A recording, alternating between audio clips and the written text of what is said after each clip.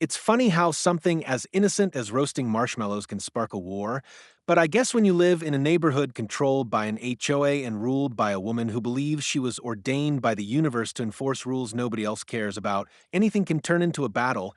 And that's exactly how I found myself at odds with the woman I'll call Karen, though in truth, her actual name is something far less interesting because Karen describes her entire being better than her birth certificate ever could. And I need to take you back a little so you understand the way this community works. Because without context, you might think I'm exaggerating, but believe me, there's nothing exaggerated about a woman who once left a 3-page note on my porch about the color of my garbage bin, and another time threatened to fine my neighbor $200 for hanging his Christmas lights before Thanksgiving, which she claimed was disruptive to the spirit of the community.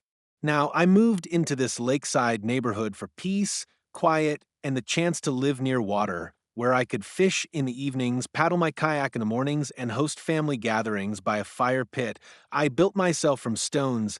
I hauled up from the shore, not because I wanted to break any rules or test boundaries, but because this was my property, my slice of heaven, and the bylaws of the HOA specifically stated that as long as I maintained safety, the shoreline area adjacent to my lot was mine to enjoy, and for a couple of years, that's exactly what I did without issue.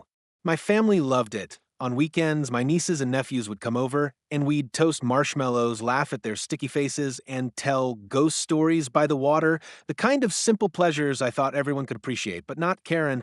She lived 3 houses down, technically not even within sightline of my property unless she leaned over her deck railing with binoculars, which, by the way, she did more often than anyone should admit, and she took it upon herself to monitor the neighborhood like some self-appointed sheriff, carrying a clipboard as though she had legal authority, writing citations on notebook paper and sliding them under doors, and holding emergency meetings for trivial nonsense, like the time a teenager parked his car with one wheel slightly on the grass. I tolerated her antics because I figured every community has its oddball, but what I didn't realize was that my little marshmallow tradition was about to light a fuse in her. It started on a Friday evening, early summer, when the air was warm, the crickets had just started their chorus, and I'd lit a small fire in my pit. Nothing dramatic, nothing unsafe, just a modest flame contained by stone with a bucket of water on standby. Because I wasn't an idiot and my buddy Jeff was over with his kids, so we had marshmallows, chocolate, graham crackers, the works, and the kids were having the time of their lives, which, if you ask me, is exactly what childhood is supposed to look like. Around 8:30, I noticed a familiar figure on the road above, a silhouette I recognized instantly because of the way her hands were planted on her hips, her head craned forward like a chicken about to peck, and I knew even before she shouted down that it was Karen. "What do you think you're doing?" she called out, her voice carrying across the water in that sharp, nasally tone that could probably break glass if you measured it on the right frequency. I calmly replied that we were roasting marshmallows enjoying the lake and that it was perfectly safe, but she started ranting about open flames and unauthorized gatherings, claiming the HOA handbook prohibited fires of any kind, which I knew for a fact wasn't true because I'd read the thing cover to cover when I moved in, and it only restricted bonfires and fireworks, not controlled fire pits on private property. Jeff, bless him, tried to smooth things over by offering her S more, but she wasn't having it. Instead, she pulled out her phone and dramatically announced she was calling 911. Now, you have to picture this: a grown woman dialing the emergency line, claiming that children roasting marshmallows at a private fire pit was a danger to the neighborhood, while the rest of us stood there dumbfounded. I laughed. I'll admit it, I laughed because I thought she was bluffing, but nope, she gave them our address, described the illegal fire hazard, and demanded officers be dispatched immediately. Jeff's kids looked nervous, so I reassured them everything would be fine, and part of me was even curious how the police would respond to such nonsense. Sure enough, 20 minutes later, 2 deputies rolled up, lights flashing but sirens off, and when they saw the situation, their expression said it all. One of them literally chuckled and said, "You're kidding me," when he realized the crime was just a group of kids eating marshmallows by a small, well-contained fire. Karen, of course, was standing there smug, expecting them to arrest me or issue some citation, But the deputies told her flat out that we weren't breaking any laws, that this was a private property issue, and unless the HOA had specific enforceable regulations, which they didn't, there was nothing illegal about what we were doing. She tried arguing with them, waving her hands and quoting the handbook as though it were a law book, but the deputies eventually told her to stop wasting emergency resources on non emergencies, warning that calling 911 for trivial matters could itself be considered an abuse of the system. The look on her face when they said that was priceless, like she'd just bitten into a lemon without knowing it. I thought maybe that would be the end of it. Maybe she'd be embarrassed enough to retreat, but if there's one thing I've learned about Karens, it's that embarrassment doesn't stop them, it fuels them. After the deputies left, she marched right up to my property line, jabbed her finger in the air, and declared, "This isn't over," which honestly was both cliche and hilarious. But I knew then that she'd make it her mission to escalate this beyond reason. What I didn't realize was just how far she'd go and how creative I'd have to get to finally put an end to her nonsense. But at that moment, all I did was smile, roast another marshmallow, and tell the kids that sometimes the sweetest victories are toasted golden brown over an open flame. The morning after the marshmallow fiasco should have been peaceful, the kind of Saturday where I could sit on the porch with a cup of coffee, watch the mist rise off the lake, and listen to the hum of cicadas.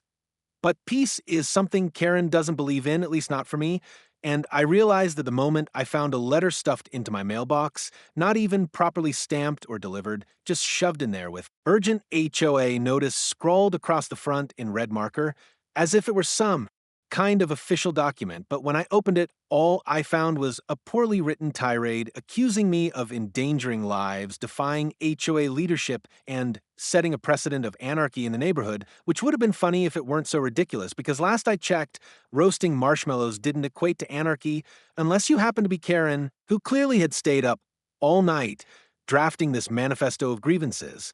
I laughed it off and tossed it into the recycling bin, figuring that if I ignored her, she'd eventually get bored. But ignoring a Karen is like waving a red flag at a bull. It only makes her charge harder, and sure enough, by Monday evening, I discovered that she'd called an emergency HOA board meeting specifically to discuss my violation. I wasn't planning to attend, but then my neighbor Greg, who had lived there longer than anyone and had seen his fair share of HOA drama, knocked on my door and said, "You might want to show up because she's got it out for you, and if nobody speaks up, she'll railroad her nonsense right through." So I went, curious to see just how far she was willing to go, and let me tell you, it was like stepping into a parody of democracy. She sat at the head of the community clubhouse table with her clipboard and color coded folders, practically glowing with self importance, and launched into a speech about upholding community standards, quoting page numbers from the HOA handbook as though she were delivering closing arguments in a courtroom. She claimed my fire pit was a hazard, that gatherings by the lake created noise pollution, and that allowing such behavior would degrade property values, which made half the room roll their eyes because, frankly, most of my neighbors enjoyed the occasional lakefront barbecue and knew exactly how harmless it was. I calmly presented my side, pointing out the actual bylaws and reminding them that I'd taken every safety precaution, even showing pictures of the bucket of water I kept nearby. And though the board members seemed reasonable, Karen wouldn't let it go, interrupting me, muttering under her breath, and finally announcing that she would personally monitor my property for future violations. That's when I realized this wasn't just about marshmallows anymore. It was about control, and because I had dared to defy her authority, she was going to escalate in ways that would test my patience and ingenuity. Over the next few weeks, I noticed her car idling near my driveway at odd hours as if she were keeping a log of my comings and goings, and neighbors started whispering about how she'd been canvassing them with petitions to ban open flames, though most refused to sign, recognizing her obsession for what it was. One afternoon, I came home to find a bright orange warning notice taped to my door claiming I owed $500 in fines for reckless conduct, which had no legal standing because only the HOA board as a whole could issue fines, not Karen acting alone, but she printed it on letterhead she designed herself, complete with a fake logo, as if that made it official. I laughed, tore it down, and threw it away, but inside I was seething, not because of the fake fine itself, but because I knew she was trying to bully me into submission, and I don't respond well to bullies.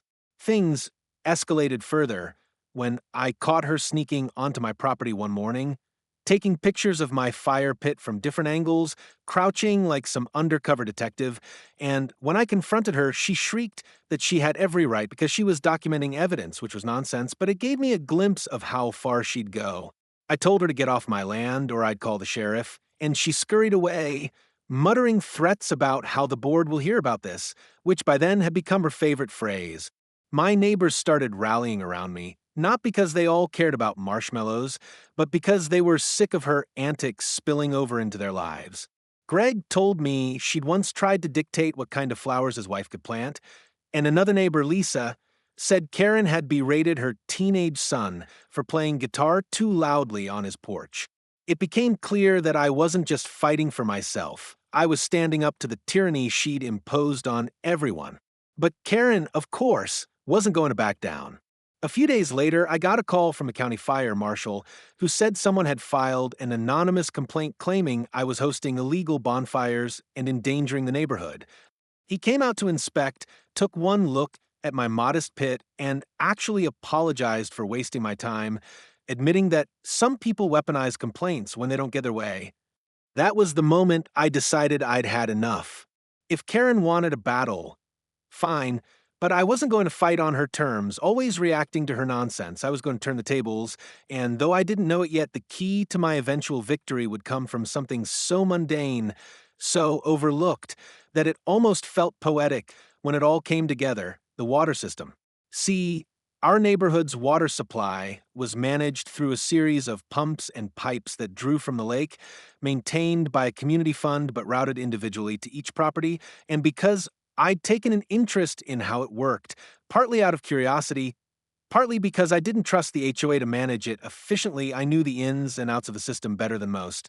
I knew where the main valves were, how the lines fed into each house, and most importantly, I knew that Karen's property sat on a spur line that was unusually easy to access. At first, the thought of cutting her water off was just a fantasy, a fleeting idea I entertained while mowing the lawn and imagining the look on her face. But as her harassment continued, that fantasy began to solidify into a plan, one that would require patience, timing, and just enough deniability to make it seem like an unfortunate plumbing issue rather than an act of revenge. The irony of it all didn't escape me. She had tried to control fire, and in the end, it would be water that undid her. But before I could get there, I had to endure several more weeks of her harassment, each stunt more desperate than the last. She called animal control on me, claiming my dog was menacing when all he did was bark once at her when she trespassed again. She plastered flyers around the neighborhood claiming I was a firebug who put everyone at risk. She even tried to start a recall vote to remove me from the HOA entirely, even though I wasn't on the board, which made no sense, but she somehow convinced 3 other people to sign her petition. Each time, she failed, but each failure made her angrier, and her anger made her reckless. That recklessness, though, would eventually be her downfall, because in her obsession with trying to punish me, she overlooked the fact that she'd made herself incredibly vulnerable, and once I realized just how fragile her setup was, the path forward became clear, and all I had to do was wait for the perfect moment to strike. When I tell you that the idea of cutting off Karen's water started as a joke in my head, I'm not exaggerating, because in the beginning it felt too petty, too simple, too mischievous to actually pursue. But the more she harassed me, the more I realized that sometimes the simplest solutions are the most effective, and the thought of her marching around with that self-righteous smirk, only to turn on her faucet and hear nothing but air sputter out, gave me a kind of satisfaction that no board, meeting no legal threat, no verbal argument could ever deliver, and once that seed took root, it grew quickly into a plan. I already knew the general layout of the neighborhood's water system because years earlier, when I first bought my place, I'd taken the time to study the HOA's infrastructure documents, partly out of curiosity, partly because I didn't want to be caught off guard if a pipe burst or a pump failed, and from that I learned that each house had its own spur line branching off a main feed that drew from the lake, with shut-off valves at strategic points for maintenance. Karen's line, by some stroke of fortune, happened to be one of the most accessible, routed through a stretch of common land just a few feet from my property boundary, hidden under a patch of grass that nobody but a bored landscaper would ever pay attention to.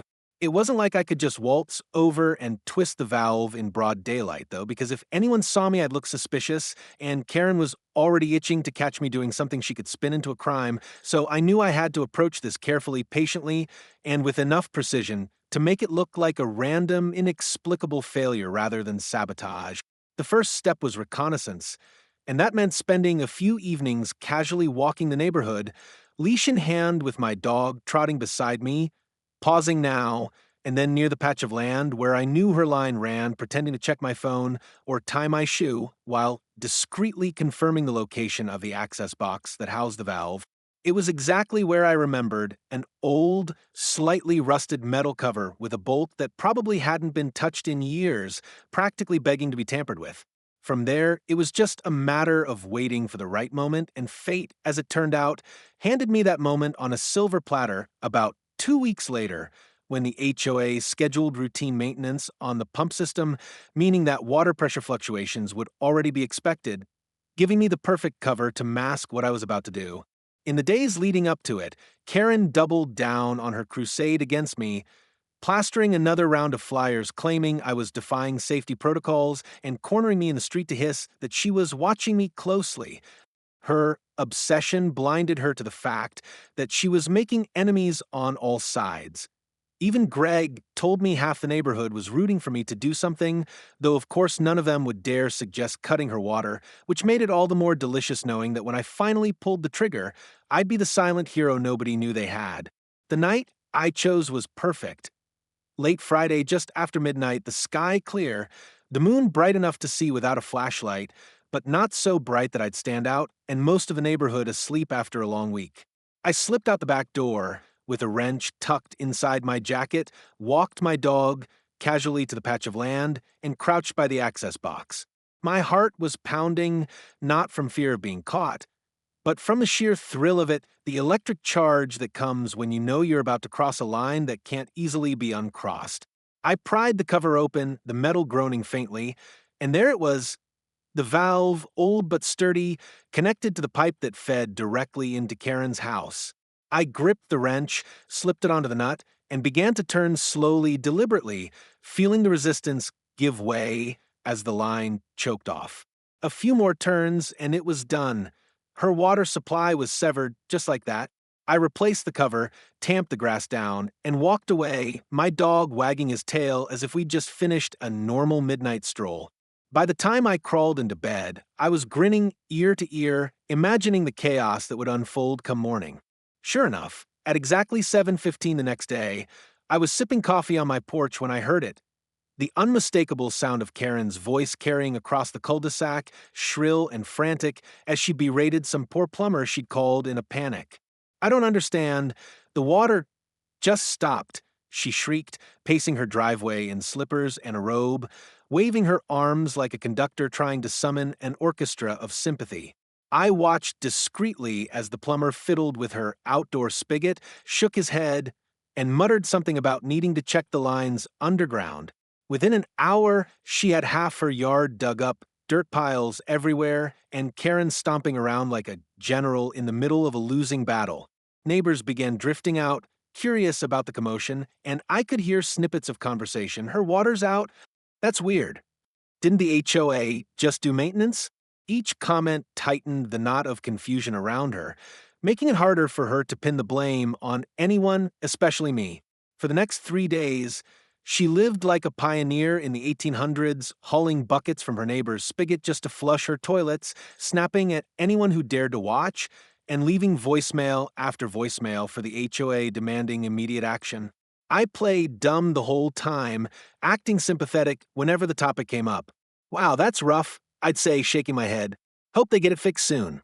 Inside, though, I was savoring every second, each bucket of water. She lugged a silent repayment for the hours she'd stolen from me with her harassment. Of course, I knew I couldn't leave the line cut forever. That would draw too much suspicion, and eventually someone might trace the issue back to the valve. So, on the fourth night, Under the same cover of darkness, I slipped out again, reopened the box, and twisted the valve back to normal. By dawn, her water was mysteriously flowing again, and the look on her face when the plumber told her it must have just been an airlock in the line was priceless, equal parts relief and confusion, like she couldn't decide whether to celebrate or demand another investigation. From that point forward, I had leverage, a weapon I could deploy whenever she crossed the line, and the beauty of it was that she'd never be able to prove a thing. To her, it would always seem like a random glitch, a cruel twist of fate that struck only her, and the paranoia that grew from that was more powerful than any confrontation. I started noticing changes in her behavior. She'd glare suspiciously at every neighbor, demand that the HOA conduct infrastructure audits, and even mutter about hiring private security to watch the common areas, as if some saboteur were lurking in the shadows. Meanwhile, I went about my life as usual, roasting marshmallows, fishing for my dock, living the peace I'd fought for, and all the while knowing that I held the invisible switch that controlled her comfort. The ultimate irony, of course, was that she had brought it all upon herself. If she had left me alone that night by the fire, if she had accepted the deputy's verdict, if she had resisted the urge to make herself the self-appointed enforcer of everyone's lives, I never would have even considered such a move. But by declaring war over marshmallows, she had dug her own well dry, and I had simply capped it off. And though some people might say revenge should be big, loud, and obvious, I found that the kind that left her sputtering at empty faucets, bewildered by a world suddenly uncooperative, was far sweeter because it didn't just punish her in the moment. It lingered in her mind, a haunting reminder that she wasn't in control, that for all her rules and rants, she could be brought low by something as simple as a closed valve. That was the lesson I intended to teach her, and judging by the nervous way she glanced over her shoulder whenever she passed me in the weeks that followed, I knew it had sunk in. If there's one thing I've learned about people like Karen, it's that they never really stop, because admitting defeat would mean admitting they were wrong, and for her, that was more unbearable than any punishment I or the universe could dish out, which is why, even after the mysterious disappearance and return of her water, even after the humiliation of plumbers digging up her yard for nothing, even after neighbors started quietly mocking her behind her back, she kept pushing, kept scheming, kept looking for a way to reassert control, and that persistence, that refusal to let go, was both her greatest weapon and her greatest flaw. Because the more she flailed, the more she tangled herself up, and by the time she launched her final desperate offensive, she had already sown the seeds of her own undoing. It started subtly at first, little barbs and complaints aimed not just at me, but at anyone who dared to sympathize with me.